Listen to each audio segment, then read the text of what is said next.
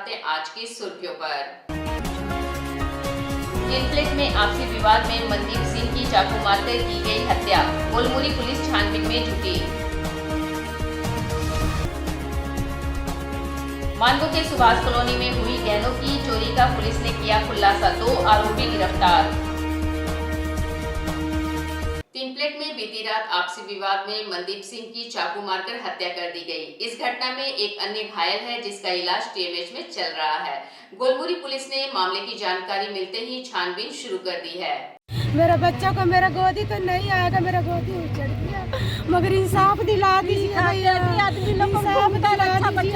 मेरा बच्चा कोई शराबी नहीं, कोई जुआरी नहीं, मेरा बच्चा मेरा बच्चा ने हथियार लिया, स्कूटी में जा रहा था, ये लोग कार में आया और क्या हथियार निकाला, मेरे बच्चा को घेर के मार दिया, वहीं लोहान मेरा बच्चा गिर पड़ा। मेरा बच्चा, मेरे को इंसाफ चाहिए, मेरे को इंसाफ चाहिए भैया। कि जैसे रिटायरमेंट पार्टी था टिनप्लेट की तरफ से, तो दो लोग रिटायरमेंट हुआ था तो उनका पार्टी चल रहा था, तो वो पार्टी मेरे भाई भी अटेंड करने गए थे।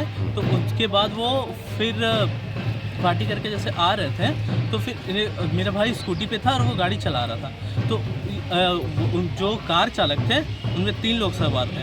तो वो उन्होंने क्या किया कि कार अल्कोहल पी के चला रहे थे। तो उसके बाद अचानक गाड़ी बहुत डिसबैलेंस करके चला रही, तो मेरे भाई को टकराते हुए बचा। तो इस बात पे मेरे भाई ने ऑब्जेक्शन किया और फिर मेरा भाई आगे चल गए। तो उसके बाद फिर वो अभी इस बात को ईगो पे लेके वो कार को वापस मोड़ के लेके आते हैं और मेरे भाई और उनके पास धारदार हथियार भी थे और मेरे भाई को कार के अंदर ही धारदार हथियार थे। कार के अंदर धारदार हथियार थे और उनको मेरे भाई को गले पे मारा गया जिससे उनकी स्पॉट डेथ हो गई है। और अरे एक जन उनके जो साथ थे, दीपक नाम था उनका, रॉकी नाम था, तो वो उनका पीठ में मारा गया और वो अभी टीएमएच में एडमिट है। पुलिस ने सुभाष कॉलोनी में हुई गहनों की चोरी का खुलासा कर लिया है। उलीडी थाना क्षेत्र के सुभाष कॉलोनी में 31 जनवरी को चोरी की घटना की जानकारी पुलिस को मिली थी। यह चोरी की घटना कब हुई यह पता नहीं चल पाया था। रिमझिम पांडे की सूचना पर पुलिस ने मामला दर्ज कर घटना की जांच शुरू कर दी थी। इस मामले में पुलिस ने घटना का खुलासा कर दिया है। सिटी एसपी शिवाशीष कुमार ने एसएसपी ऑफिस में प्रेस कॉन्फ्रेंस कर बताया कि चोरी की इस घटना में उलीडी थाना पुलिस ने उलीडी थाना क्षेत्र के शांतिनगर संजय पथ के रहने वाले आदित्य कुमार उर्फ हर्ष को गिरफ्तार किया है। इसके अलावा एक किशोर को भी पकड़ा गया है। इसके पास से चोरी गया सारा जेवरात बरामद हो गया है। सिटी एसपी ने बताया कि चोरी की घटना में 25,000 कैश गया था, उसका पता नहीं चल पाया है। 31 जनवरी 2025 को हमें सूचना मिली थी कि ओलीडी थाना क्षेत्र अंतर्गत सुभाष कॉलोनी में एक निवासी थी रिमझिम कुमारी, उनके घर चोरी हुई थी। उन्होंने हमें सूचना दिया था कि कुछ जेवरात और कैश की चोरी हुई थी। इसमें त्वरित कार्रवाई करते हुए ओलीडी ओपी प्रभारी उन्होंने कार्रवाई की। इसमें हमने टेक्निकल इंटेलिजेंस यूज़ किया, ह्यूमन इंटेलिजेंस यूज़ किया एंड विद इन 12 आवर्स 12 घंटे के भीतर हमने 2 लोगों को इसमें हिरासत में लिया है। एक इसमें नाबालिग है, विधि विरुद्ध बालक है, और दूसरे हैं एक आदित्य कुमार 18 वर्ष के हैं, ओलीडी थाना क्षेत्र के ही रहने वाले हैं।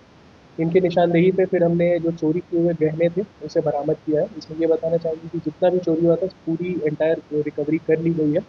जमशेदपुर पश्चिम के विधायक सरयू राय ने शनिवार को एमजीएम अस्पताल का निरीक्षण किया। निरीक्षण करने के बाद 4 बजे पत्रकारों से बात करते हुए उन्होंने कहा कि वह अस्पताल इसलिए देखने आए हैं क्योंकि सरकार के आदेश पर इसको डिमना स्थित अस्पताल में शिफ्ट किया जाना है। सरयू राय ने कहा कि एमजीएम अस्पताल की इमरजेंसी पहले से काफ़ी बेहतर हो गई है। जहां खाना दिया जाता है वह व्यवस्था भी बेहतर है, बस कमी है तो सरकार ने जो गाइडलाइन भेजी है उसकी। उन्होंने कहा कि वह डिमना के नए अस्पताल का भी निरीक्षण करेंगे और देखेंगे कि अभी अस्पताल को वहां शिफ्ट करना ठीक रहेगा या नहीं। सर, मैं इसलिए आया हूँ कि सरकार कह रही है कि इस अस्पताल को जितना जल्दी हो सके एमजीएम कॉलेज में जो नई बिल्डिंग बनी उसमें शिफ्ट कर दिया जाए। तो यहाँ आने का मेरा तात्पर्य यही है कि अभी हम लोग जाएंगे एमजीएम कॉलेज में यहाँ से कि वहाँ पूरी व्यवस्था है कि नहीं, कि सारा अस्पताल शिफ्ट हो जाए। तो आज जो यहाँ की व्यवस्था है उससे बेहतर होगा या व्यवस्था नहीं हो पाएगी, कौन कौन से ऐसी ज़रूरियात चीज़ें वहाँ हैं कि नहीं वहाँ हैं, ये देख लेंगे। और एमजीएम अस्पताल का हमने इमरजेंसी देखा, इमरजेंसी बेहतर है, पहले से 1000 गुना बेहतर है। जमशेदपुर पूर्वी की विधायक पूर्णिमा दास साहू अपने विधानसभा क्षेत्र की जनता की पानी की समस्या को लेकर सड़क पर उतरी हैं। विधायक पूर्णिमा दास साहू ने जहां प्रधानमंत्री नल जल योजना के तहत भुइयाडीह में लोगों को इस योजना के बारे में जानकारी देते हुए जुस्को के अधिकारियों से इस योजना के तहत बस्ती के तमाम घरों को जल पहुंचाने का निर्देश दिया, तो वहीं बिरसानगर मोहर्दा जलापूर्ति योजना का निरीक्षण किया।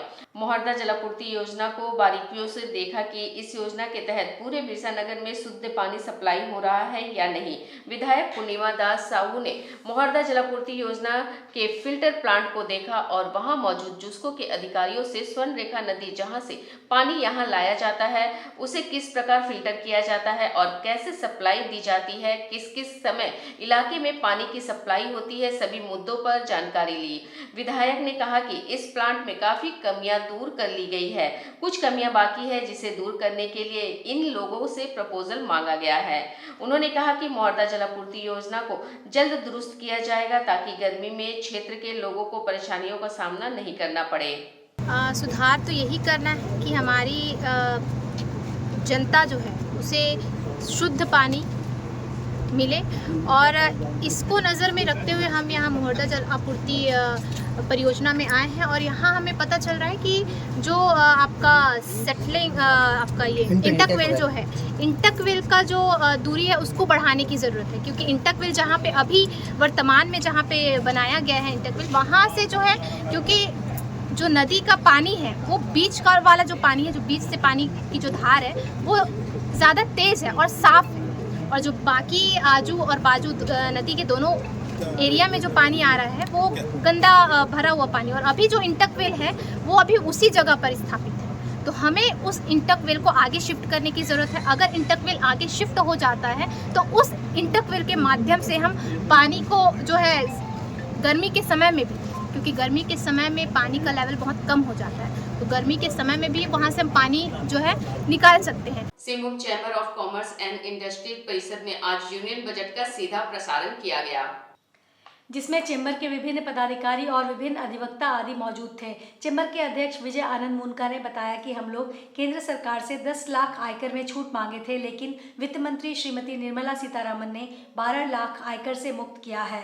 उन्होंने कहा कि इससे राजस्व बढ़ेगा। सरकार का यह एक बड़ा कदम है। पर्यटन क्षेत्र को भी काफ़ी बढ़ावा दिया जा रहा है। उन्होंने प्रधानमंत्री नरेंद्र मोदी एवं पूरी टीम को बधाई देते हुए कहा है कि 2047 तक विकसित भारत का सपना जरूर पूरा होगा। उन्होंने कहा कि TDS TCS में सरलीकरण होगा, मध्यम वर्ग के लोगों और उद्योगों को बढ़ावा मिलेगा। वहीं Singhbhum chamber tax and finance के उपाध्यक्ष राजीव अग्रवाल ने कहा कि यह यूनियन बजट बहुत ही बढ़िया बजट है, जिसमें medical, health, tax, insurance, infrastructure के क्षेत्र में कहीं भी कोई कटौती नहीं की गई है। स्टार्टअप, आर्टिफिशियल इंटेलिजेंस, कैंसर आदि पर फोकस किया गया है। दूसरी ओर इनकम टैक्स के एडवोकेट पंकज झा ने कहा कि यह बजट मिडिल क्लास के लिए तोहफा है।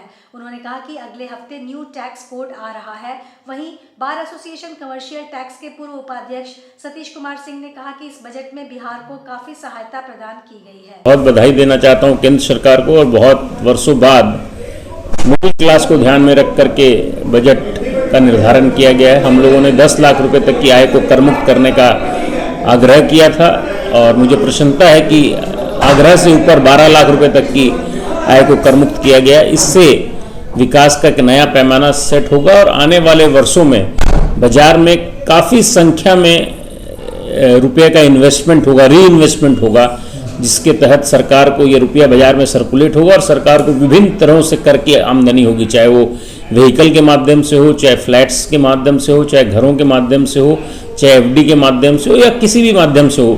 तो ये सरकार का एक बड़ा कदम है और रेवेन्यू के मामले में ये रेवेन्यू को जनरेट करेगा। आज के इस बुलेटिन में बस इतना ही। हम फिर हाजिर होंगे कुछ और नई खबरों के साथ। तब तक के लिए SSN न्यूज की पूरी टीम की ओर से मुझे दीजिए इजाजत। नमस्कार।